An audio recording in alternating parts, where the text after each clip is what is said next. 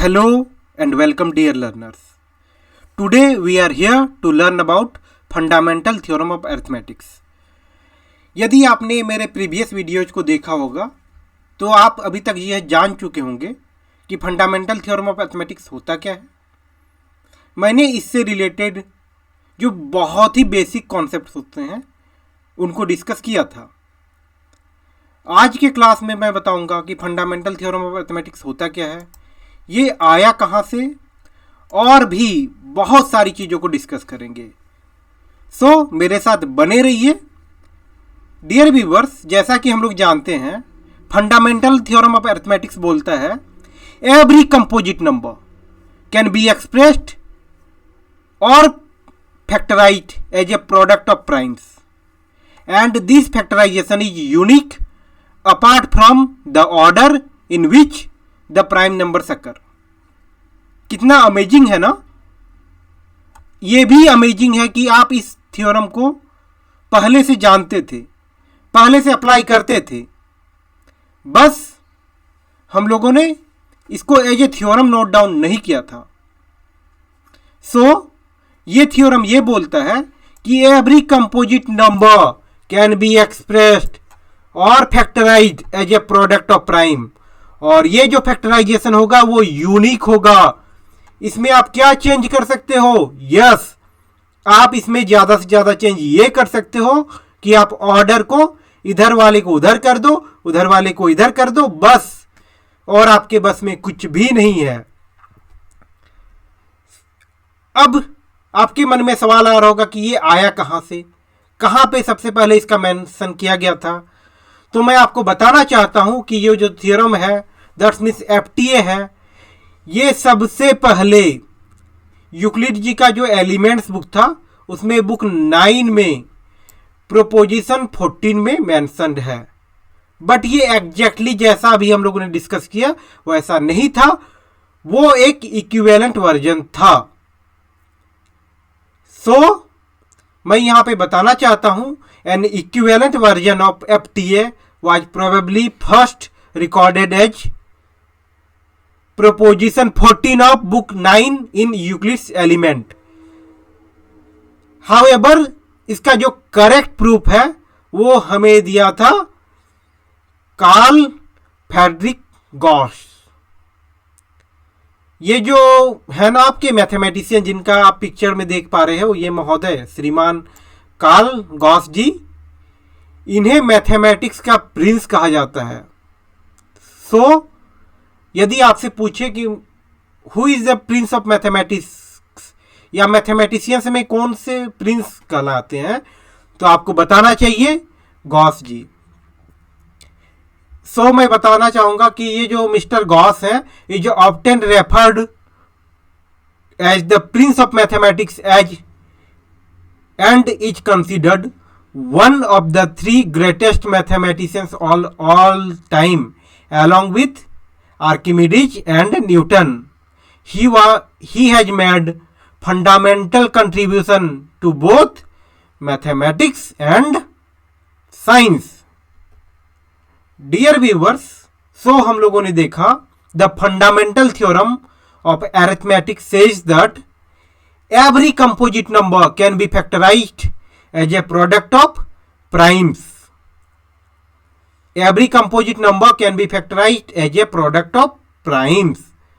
At the same time हम लोगों ने ये भी देखा given any composite number it can be factorized as a product of primes number in a unique way except for the order in which the prime occurs. At the same time हम लोग इसको बोल सकते हैं that is given any composite number there is one and only one way to write it as a product of primes as long as we are not particular about the order in which the primes occur. इसका मतलब आप समझ रहे हो क्या? Comment करके मुझे बताओ। तो यहां पे क्या बोला गया है? पहला में एवरी कंपोजिट नंबर, दुनिया का कोई भी कंपोजिट नंबर लीजिए, उसको आप कैसे लिख सकते हैं? यस, उसे आप लिख सकते हैं as a product of primes. ये जो आप प्रोडक्ट ऑफ प्राइम्स लिखेंगे वो आपका यूनिक होगा। आप उसमें ज्यादा फेरबदल क्या कर सकते हो, आप ऑर्डर को चेंज कर सकते हो। Eight the same time in दोनों का मीनिंग ये हुआ कि कोई भी आपके पास यदि गिवन कंपोजिट नंबर है तो उसको one and only one way में हम लोग लिख सकते हैं as a product of prime. समझ रहे हैं ना आप मेरी बात? यस, समझना ही होगा आपको। सो डियर व्यूअर्स, मैं आपको बताऊंगा the prime factorization of a natural number is unique except from the order of its factor. Now एक हम लोग जनरल केस लेते हैं। मान लीजिए कि मेरे पास एक कंपोजिट नंबर है एक्स को हम लोग फैक्टराइज करेंगे। कैसे फैक्टराइज करेंगे? As a product of primes. So x को मैं लिख सकता हूं P1 multiplied with P2 multiplied with P3 up to Pn तक, जहां पे P1 क्या है? एक प्राइम नंबर है। P2 क्या है? एक प्राइम नंबर है। P3 क्या है? एक प्राइम नंबर है। डियर व्यूअर्स, जब आप x को प्रोडक्ट ऑफ प्राइम लिखेंगे तो हो सकता है कि जो प्राइम्स हैं वो सेम आए, बट आप इनके ऑर्डर में चेंज करोगे, फिर कंफ्यूजन भी हो सकता है। इस कंफ्यूजन से बचने के लिए मैं यहां पे कुछ काम कर लेता हूं। मैं यहां पे बोलूंगा P1 P2 up to Pn are primes and written in ascending order. आप जानते हैं ना असेंडिंग ऑर्डर क्या होता है? कमेंट करके चलिए मुझे बताइए तो। So dear viewers, if we combine the same prime we will get powers of prime. क्या मिलेगा हमें? जैसे 2 एक प्राइम नंबर है ना, 2 इंटू 2 इंटू 2, कितने टाइम्स 2 को मैंने मल्टीप्लाई किया? यस, 3 टाइम्स मैंने मल्टीप्लाई किया। सो 2 इंटू 2 इंटू 2 को हम लोग लिख सकते हैं 2 to the power 3। We all know ना, addition many times is multiplication and multiplication many times is power. हम लोगों ने एक्सपोनेंट और पावर को भी डील किया था प्रीवियस क्लासेस में। सो डियर व्यूअर्स, जैसा कि मैंने यहां पे लिखा है, मेरे पास एक नंबर है 32,760। इसको मैं कैसे लिखूंगा? यस, इसे मैं लिखूंगा 2 into 2 into 2 into 3 into 3 into 5 into 7 into 13। अब मुझे बताइए प्राइम नंबर 2 कितने टाइम्स रिपीट हो रहा है? यस डियर व्यूअर्स, 2 हमारा रिपीट हो रहा है 3 टाइम्स। सो मैं लिखूंगा 2 टू द पावर 3। 3 कितने टाइम्स रिपीट हो रहा है? यस, 3 रिपीट हो रहा है 2 टाइम्स। सो मैं लिखूंगा 3 का स्क्वायर। 5 मेरा 1 टाइम्स रिपीट हो रहा है, सो मैंने 1 टाइम्स लिखा। 7 इंटू 13 लिखा। सो आप देख रहे हैं ना मैंने क्या किया? कंपोजिट नंबर 32,760 को कुछ इस टाइप से डिनोट किया। सो हम लोग यहां पे देख रहे हैं कि हमारे सारे प्राइम्स हैं और ये जो प्राइम्स हैं वो असेंडिंग ऑर्डर में हैं। एट द सेम टाइम हम लोगों ने ये भी देखा कि हम लोग कुछ प्राइम्स को, सेम प्राइम्स को बार बार कंबाइन करते हैं, इसलिए मैंने यहां पे लिखा 2 to the power 3, 3 to the power 2 and so on. Dear viewers, एक एग्जांपल मैं लेता हूं और चलिए इस एग्जांपल को हम लोग सॉल्व भी करेंगे। क्वेश्चंस क्या बोलता है? Consider the number 4 to the power n। किसे कंसीडर करना है? 4 टू द पावर n को, जहां पर n क्या है आपका? Natural number. आपको ये चेक करना है कि क्या there is any value for n for which 4n ends with the digit 0। किससे डिजिट एंड करेगा? यस, 0 से। So dear viewers, we all know ना कि किसी भी नंबर का एंड 0 कब होता है? यस, सो मैं लिखूंगा if the number 4n for any n were to end with the digit 0 then it would be divisible by 5। ये किससे डिविजिबल होना चाहिए? 5 से। हम लोग जानते हैं ना 5 का डिविजिबिलिटी रूल में कि कोई भी नंबर जिसका लास्ट डिजिट 0 होता है वो नंबर हमारा 5 से कंफर्म है कि वो डिविजिबल होगा। और किससे डिविजिबल होगा? यस डियर व्यूवर्स, वो 5 के अतिरिक्त 2 से भी डिविजिबल होगा। So for unit digit to be 0 then 4n should have 2 and 5 as its prime factor. But 4n क्या होता है? यस 4n को हम लोग लिख सकते हैं 2 to the power 2 whole n। ये मेरा इक्वल हो जाएगा 2 to the power 2n के। सो यहां पे n मेरा क्या है?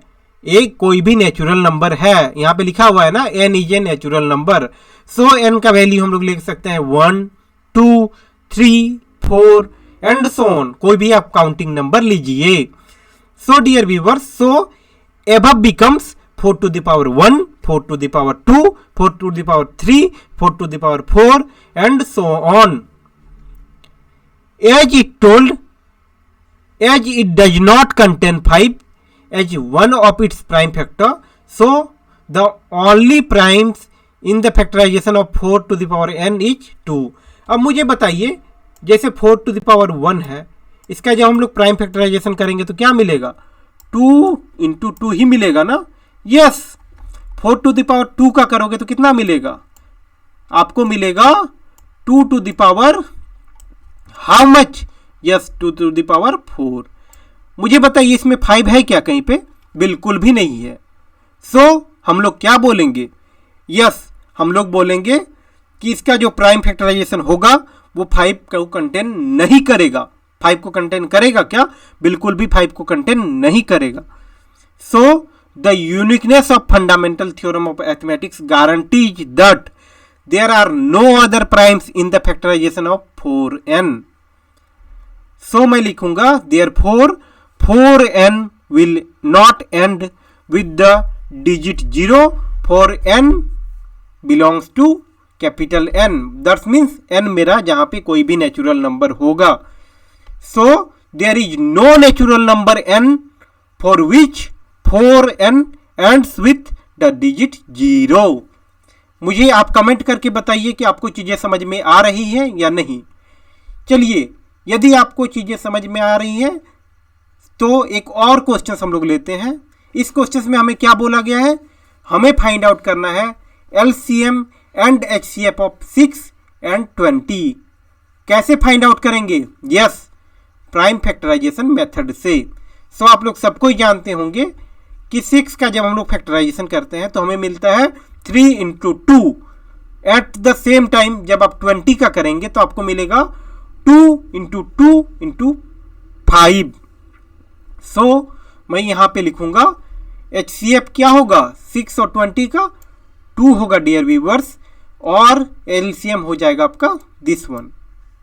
क्यों? क्योंकि हम लोग जानते हैं ना product of the smallest power of each of the common primes in the number हमारा HCF होता है, और product of the greatest power of each primes factor involve in the number हमारा LCM होता है। जैसे कि मैंने यहाँ पे लिखा था ना 6 इक्वल टू क्या लिखा था? 2 into 3। Eight the same time 20 को हम लोग क्या लिखे थे? यस 20 को हम लोगों ने लिखा था 2 to the power 2 into 5। अब मुझे बताइए दोनों में कॉमन क्या है? कॉमन आपका HCF हो जाएगा ना। यस सो यहाँ पे HCF हो गया 2, एंड देन हम लोग क्या करते हैं? LCM के केस में जो ग्रेटेस्ट पावर होगा उसे हम लोग चूज करके आगे बढ़ेंगे, और इस टाइप से हम लोगों ने चीज़ों को सॉल्व किया। मुझे उम्मीद है कि आपको यह क्लास समझ में आया होगा। आपके मन में कुछ भी डाउट्स है तो कमेंट सेक्शन में जरूर लिखिए। एट द सेम टाइम आपको ये क्लास कैसा लगा ये भी मुझे बताइए। मेरी ढेर सारी शुभकामनाएं आपके साथ हैं। आप स्वस्थ रहिए, आपका परिवार स्वस्थ रहे। यदि आपने अभी तक इस चैनल को सब्सक्राइब नहीं किया है तो सब्सक्राइब कीजिए, वीडियो को लाइक कीजिए, कमेंट कीजिए, अपने दोस्तों के साथ शेयर कीजिए। Thank you.